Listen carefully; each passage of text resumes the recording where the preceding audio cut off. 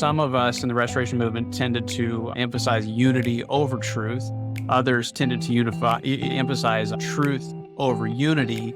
And both sides eventually, forgot the whole point of it all, and that is for the sake of the gospel. We can keep that front and center.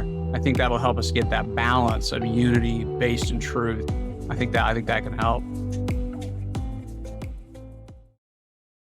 All right, I am here with Jason Ishmael, lead pastor of Antioch Christian Church, noticeably the church with the highest per capita number of McCoys in it nationwide. And Exactly. It's a church I get to play bass at, so I love that. So Jason Ishmael, I was looking at your bio earlier. You said that you were called to ministry at age 12. Were you like in the temple? I was just very confused. The religious leaders, or I was just very confused, manipulated, coerced. Yeah, man.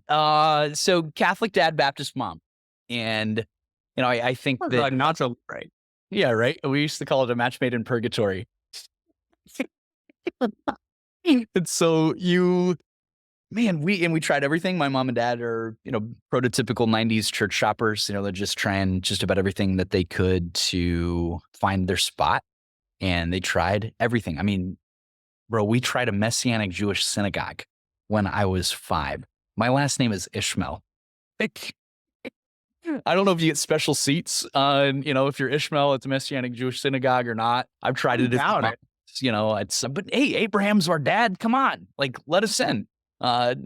So as a result, we bounced around a ton, and, primarily in the Catholic Church and deep Catholic roots on my dad's side. And I'm one of these, I don't know, I have really fond memories of growing up in the Catholic Church. Some of my favorite childhood moments were at parish picnics, and I don't have this jaded sense of my experiences, and they were beneficial to me. And at the same time, there was still there was still something, there was more that I wanted. I still remember, and we moved and changed schools when I was 12 and ended up in an Assemblies of God church and school. So way outside anything that we would have ever experienced to that point. I'd never seen anybody that excited about anything outside maybe scoring a touchdown. And they looked really similar to me, actually. And I was like, wow, these people are they're very excited about Jesus, about the church, about worshiping, about whatever. But my experience with them to really experience in such a lot, many Protestants in that side would say, hey, we got to have a relationship with Jesus, and we got to get into the Word of God. And I just got totally captivated, and experienced it through learning from a guy like Pastor Mark Johnson at Calvary Temple in Springfield, Illinois, who's still there, actually. Phenomenal, just a total life change. I had a teacher, Jan Brandenburg was her name. She was my 7th grade English teacher and my Bible teacher.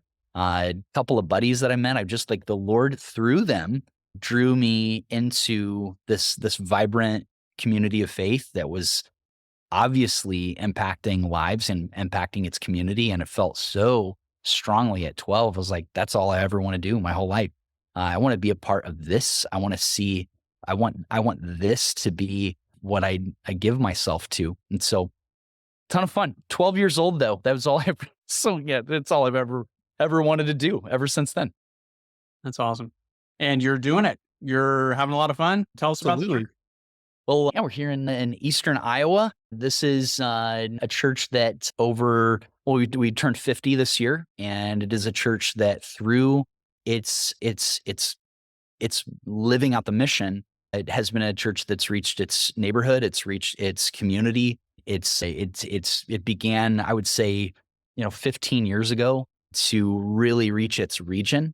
And that's some things we talk about all the time. And it's indicative of lots of things that have happened, especially in areas like ours, where we have sort of a mix of a semi-urban context. I mean, there's a couple 100,000 people in Greater Cedar Rapids, Iowa. But then there's all these rural communities dotted around. And so you get kind of this regional aspect. It's not unusual for people to drive 30 or 45 minutes to go to church. And that's because they drive 30, 45 minutes to go to work. But they might be traveling like 30 or 40 miles to do that. Very different than a suburban context. And, if you're in Chicagoland or something, or if you're, in a big city and there's such density, there's lots of untapped opportunity and potential in these areas. And so we're seeing a church that's got a great launch pad, that's in a suburb of 50,000 people, that's got a heart though for that town that's half an hour away, that's got 5,000 people in it. And in some of these towns, literally no thriving churches. So that's happening. We got a heart for that. I know that's and from the church planning context, it's like the rural stuff doesn't get everybody like, "Ooh, look at how cool these guys are." Like it's a thing that gets forgotten because it's easy to forget. There's not a lot of people. There's a reason they call this a flyover state.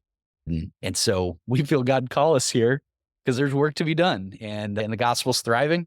People are hungry and surrendering to Jesus all the time. And there's so much momentum in the mission, and more people every single week are putting their shoulder into it. That's awesome. We're going to talk about the restoration movement kind of from your perspective as a lead pastor. But first, kind of, what was your master's degree in? Kind of how did that, those studies kind of shape you? Yeah, I did church history and historical theology with Dr. Bob Ray at Lincoln Christian University. Man, am I glad that guy's on our team. Just a brilliant man, so passionate for the church, for the gospel. And I remember discerning whether or not I wanted to pursue it. It wasn't necessarily something that was going to be like in what I do. Nobody cares that I have a graduate degree. It really doesn't matter. It doesn't buy me equity with them. And I'm grateful for that, because it's like, who cares in all reality? Because it's not like I'm a professor or something. There's no prerequisites for that at our church that require master's degrees. I remember looking at Dr. Bob Ray before I started the program, and I just simply asked, in my mind, I'm entering into what is essentially a discipleship relationship with him. Now, sure, I'm paying tuition, but I'm buying his time. I'm helping support his livelihood in the context of this university through my tuition dollars. And so, is this a man that I want to be like? Is there anything that he has that I want to receive? And he was so generous. I still can't believe this. We spent about 4 hours together before I was even enrolled. Like, this was me still thinking, do I want to do this or not? And we had lunch together. We spent some time in his office, and I came away from that situation and I thought, yes, there are convictions that he holds. There is acumen that he holds. There's passion that he has that I want to receive. I want him to rub off on me. And so it's going to be worth spending a couple years with this guy. And man, he totally delivered. It's just such a joy to have been a part of a program and be led by that guy, Dr. Bob Ray. Why Church History Matters, by the way, if you've never read it, InterVarsity published it. Awesome book. Awesome. And so as you have, studied through church history, I know as I studied church history, I had taken a summer and read all the, atheist books I could read. And then I think it was the next summer I started reading a lot more church history. For me, the church history books were harder on my faith than the atheist books by far. The atheists didn't have that great of, evidence against Christianity. And yet seeing some of the things that had happened in our history is like, wow, this isn't fun. Now there are a lot of bright spots as well. But for you, as you studied church history, were there any of those kind of cringe moments? Was there any particular moment that was like, man, this is rough? Yeah. I mean, goodness, it doesn't take long for the church to instantly find controversy. The first things we're working out as a church are how are we talking about the Godhead, the Trinitarian controversy? How are we talking about the person of Christ, the Christological controversy? And I mean, we're at each other's throats already. We're talking past each other already. I mean, I still remember it took weeks for me in like studying the Trinitarian controversy to like, you got Greek speakers and Latin speakers that are not connecting on the issue of how we talk about God. And I remember like trying to sift through all these terms like homoiousios and una substantia. And essentially you've got two different groups of people that are trying to communicate the same thing, but their language means the opposite, and it just blows up from there. We're so prone to the confusion And then you add confusion to the will to want to be right all the time and the pride that goes with being right all the time. I like to say that I can't afford to be right all the time. It's way too expensive to be right all the time because it costs me my pride. I cannot handle being right all the time because it goes straight to my head. And then I experience the opposition of God. I experience the degradation of my faith and being because God opposes the proud and he gives grace to the humble. But you see it throughout the ages. I mean, there's sometimes, if I look back over moments in church history, early on we're trying to determine which bishopric, which see has preeminence, who's more in charge. Then is it Antioch? Is it Rome? They're already at each other. And then ultimately, they're having to work out, well, what happens when you disagree with Rome? Like, how do you go forward? Brutal things. I mean, I would say I'll zero in on a couple of things. I'm just kind of surfing through time, but you get to 1054, and we have what I think is somehow one of the most underrated events in the history of humanity, the Great East-West split, the Great Schism. Protestants in America tend to think that the church split started with Luther, when it's like, no, I think we were already really good at this. Wind back 5 centuries and we're already having massive issues to the point where, you see Roman Catholicism and Eastern Orthodoxy go their separate directions. I think even beyond that, if I, to zero in on, obviously as a group of people that are a part of a unity movement, these moments tend to stand out to me when you see the Reformation happen. If I were to say there's a moment of like total cringe for me of like, where my heart just grieves, you see a bunch of this stuff unfold for Luther to have convictions that I share in so many of his convictions. The reality is that Luther was not the only one who was looking at the selling of grievances, who was looking at the state of leadership in the church and saying, hey, there are some things that are seriously wrong right now that need to change. He was not the only one who thought that.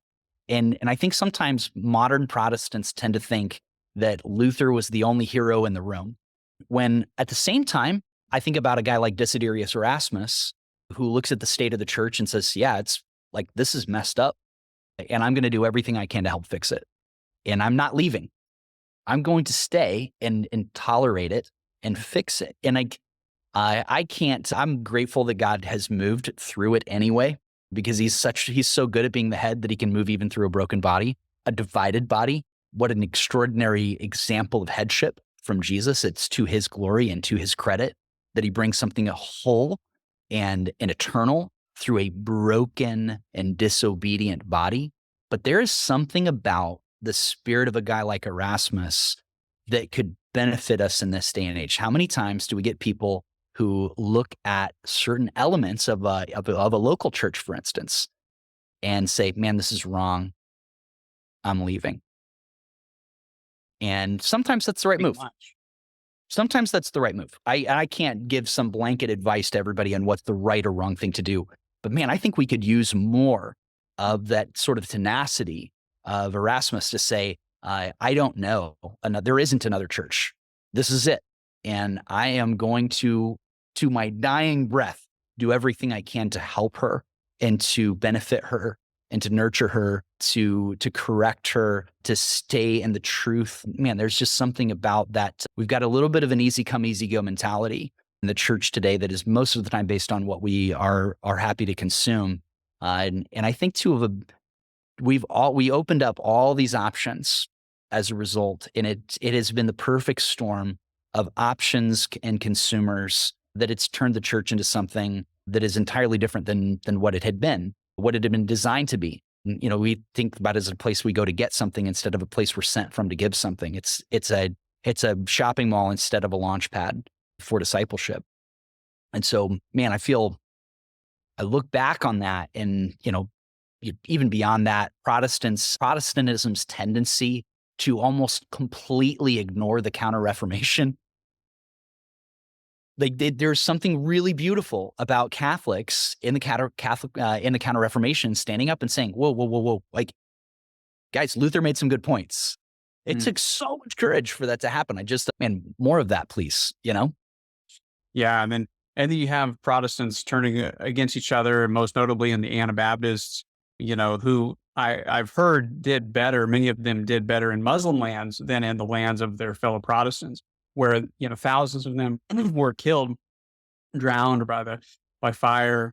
Fast forward now to, the Presbyterian Church in, I believe, Ireland, old light, new light controversy, burger versus anti-burger, seceder, you know, it just kept getting carved up, more and more atomized type of church. So enter the Restoration movement. What in the Restoration movement for you as you were studying it was a breath of fresh air? What was a relief that you saw there? I was shocked. I had no idea. I had never heard of the Restoration Movement until I was in college. I was a freshman at a Restoration Movement college, not knowing that it was a Restoration Movement college. I didn't know there was a Restoration Movement. I went to St. Louis Christian College. Like several months into the first semester, Keith McCaslin was teaching. It was like Old Testament surveyor, history of Israel, I think. And I remember in the context of conversation, the fact that we were St. Louis Christian College and that meant something other than like, Baptists are Christians and Presbyterians are Christians. And like, you mean like Christian, like there's like a kind of Christian that you're talking about? He's like, yeah, the Restoration Movement. And I was like, well, hold on a second. You should have named this place St. Louis Christian College. And then I'd have a much better understanding of what I'm getting myself into. I mean, I had been a part of a Restoration church that I didn't even know. We'd attended for almost 3 years, and I didn't even know that it was a thing. The only way I connected to the Restoration Movement was on my PSAT, my sophomore year. Catholic dad, Baptist mom, like, I'm just a Christian. I fill out this thing. It was like the closest one I could find. It said Christian Church. I didn't know that was a thing. And so then I started getting all this literature from our brotherhood that I didn't know was a brotherhood. No idea. And I remember hearing some of the brief history of our movement, the plea for unity, to listen, to hear Jesus pray, Father, may they be one as you and I are one, so that the world may know that you sent me, in John 17. I remember being so elated that like there were already people who thought this. And so we hear all these axioms, we're Christians only, not the only Christians. I'm like, yeah, I agree. I like that a lot. And here I was, this byproduct of the movement without even knowing that there was a movement. And so when I think about some of this just lights my heart up for the Restoration Movement. When guys like Barton Stone and Alexander Campbell and his dad are looking at the state of rivalry and tribalism in the church, they are trying to match that up with what Jesus prays for in John 17 and saying, these are so far from each other that we are clearly off the path. God, would you restore what you actually wanted for the church? What is so extraordinary about that is, in that context, the idea of being independent and not denominationally governed was like, you guys are the biggest fools in the world. Get out. Like, are you idiots? Like, no way. And it's so ironic because they arrive at that conclusion of local autonomy, of doing the best they can to follow biblical models of governance, of maintaining the word of God as central authority, unity based on the authority of Christ and his word, not on whatever traditions, whatever church authority has been put in place. I love that now that in this day and age, in a day where non-denominationalism is in vogue, I'm so grateful to be a part of something that has its moorings in history and conviction around the truth, a unity movement out of conviction, not a unity movement out of pragmatism. And we don't want anybody. It's just bad branding. Our focus marketing groups are telling us, the denominational name is just not good. That doesn't change anything if it's just a name. I love that this is rooted more deeply than hoping that something works. Because when I think about Jesus' prayer, Father, may they be one as you and I are one, so that the world may know that you sent me.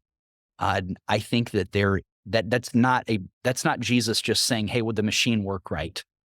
It doesn't work well when the parts are not lined up. There's something profound, deeply spiritual in this that I think lines up with Jesus' abidance language in the Gospel of John.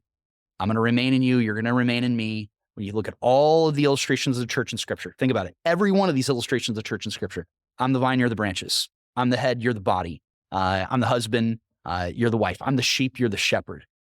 All of these illustrations denote connection. All of them. That's a common denominator in all of these illustrations. And when there's disconnection, things break and they don't work. And so here's Jesus. Apart from me, you can do nothing. If you remain in me, I'll remain in you. You'll bear much fruit. Like, I love that there are people that recognize that before it was popular to do it. Man, I like that conviction. I share in that conviction. I benefit from their conviction. As a lead pastor, what are some of the restoration movement principles that you're aware of as you lead that kind of form your, how you lead the church? Yeah, I think there's some healthy things in governance that are really important. So one of the things that I'm actually really excited to tell people when we have a thing that's like, if you're new around here, we do it once a month.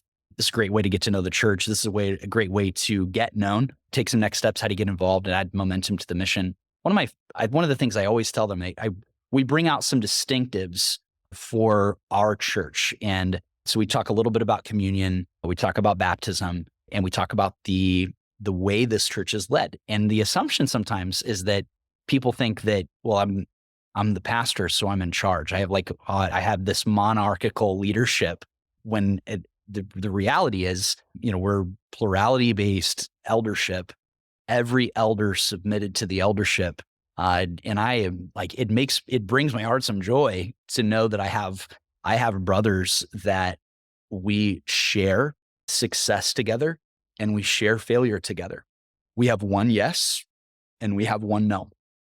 And that is forcing us to raise up people to be responsible for the mission in a local context. There isn't somebody that is living 7 or 8 hours away that has no idea who we are really. We are forced to take responsibility. And what I love about that is that people rise to the occasion.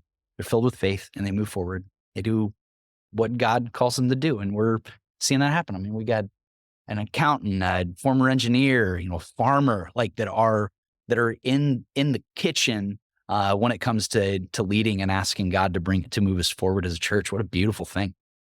It's awesome. Looking at the restoration movement history, what are some things that, you wish you could rewrite about our history? And, what could thoughtful restoration movement leaders perhaps have done to make those changes, prevent those, things from happening? I mean, of course, some of the obvious stuff is like, could we have done better in arguments about instruments? Could we have done better about arguments about how we're going to organize support for missions with the whole Disciples of Christ thing? Of course, with that, you end up lacing those things with culture and politics that just convolutes the whole issue.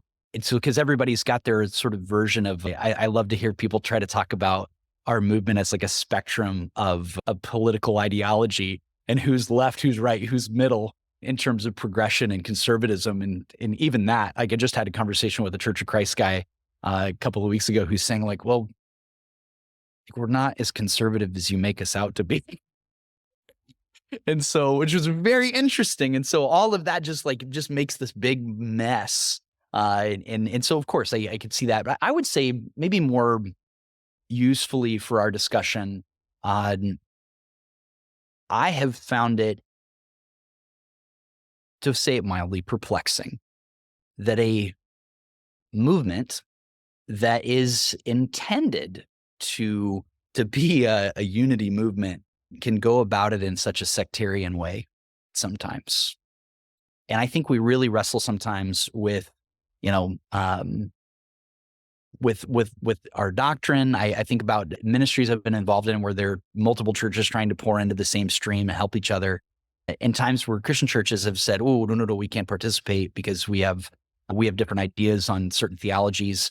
And what's interesting is like I would give you a perfect example. There was I think about a ministry that was focused toward high schoolers, multiple churches pouring into that.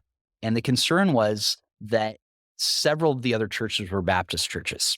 And some of the Baptist churches felt the same way as some of the Christian churches about this. I remember one of the stories was that One of the Baptist churches said, we can't participate in this ministry because it's not Baptist. And another fellow Baptist church said to him, well, like, why does that matter this much? And he said, well, people died for the Baptist movement and for the Baptist faith. And I remember my brother tells me this story. He said, and I looked at this guy and I said, then they died for the wrong thing.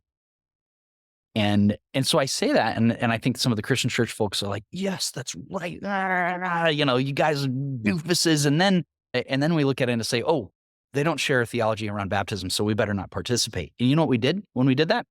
We guaranteed that we would not bear any fruit from that ministry. And I remember saying to these guys, we've got students who are in this ministry. And if somebody from the Baptist church leads somebody to Jesus in that ministry, where do you think they're going to go to church? You can go to the Baptist church. It makes total sense. Okay, what if one of our kids leads somebody to Jesus in that ministry? Where do you think they're going to go to church? They're going to come to our church. So if you choose to say, no more, we can't be involved, then we've guaranteed that we will see no fruit, and everyone else is going to reap the harvest without us in this ministry.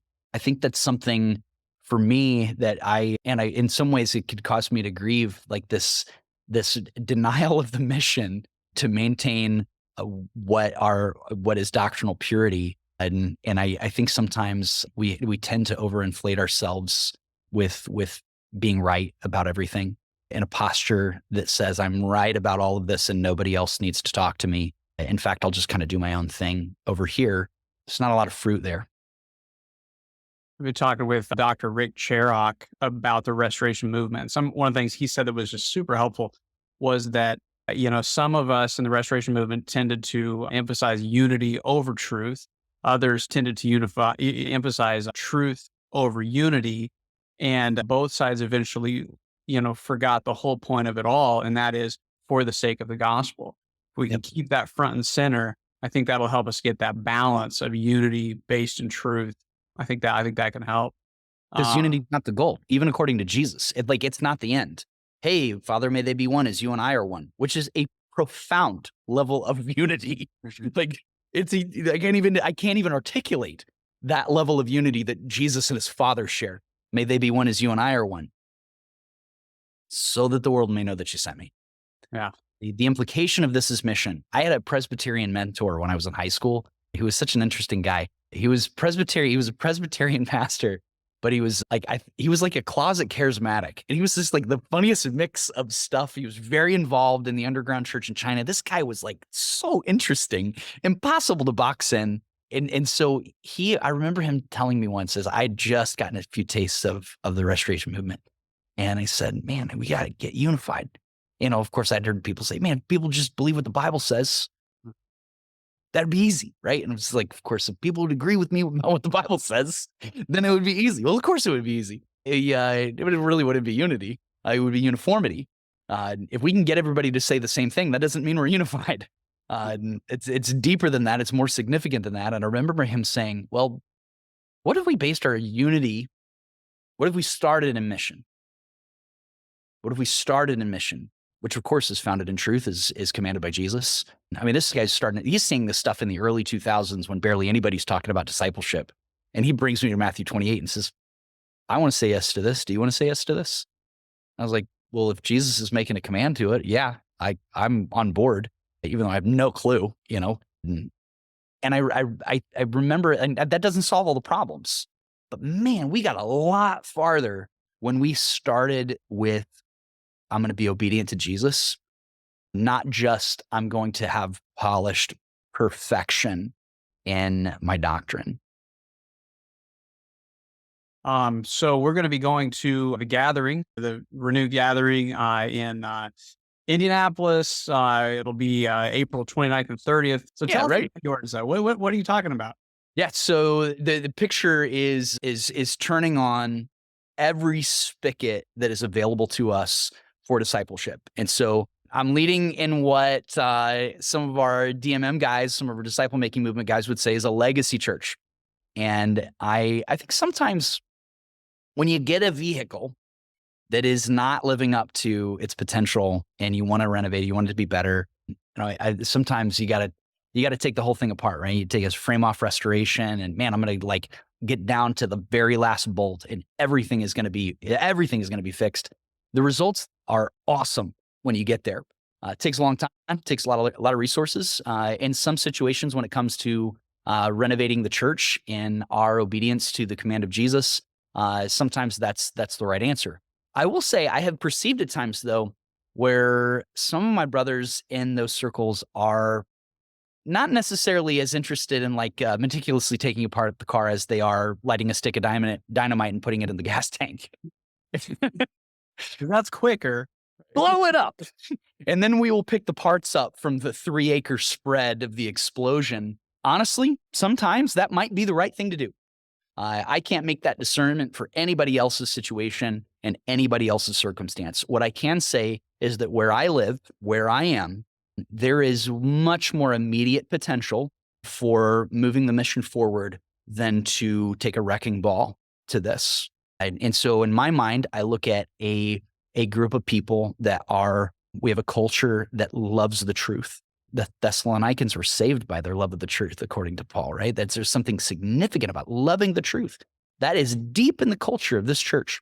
We have a group of people that have been, for a long time, urged to participate in the mission, and in varying degrees of significance. I'm not saying we've been perfect about getting people on mission. Sometimes we've been slow to share significant responsibility. But at the minimum, we have more people here that serve than are in small groups. So there's something interesting about that, because from a statistical standpoint, when you look at like big mile markers for growing in faith, over the last 20 years, people who've served have literally grown faster than people who are in small groups.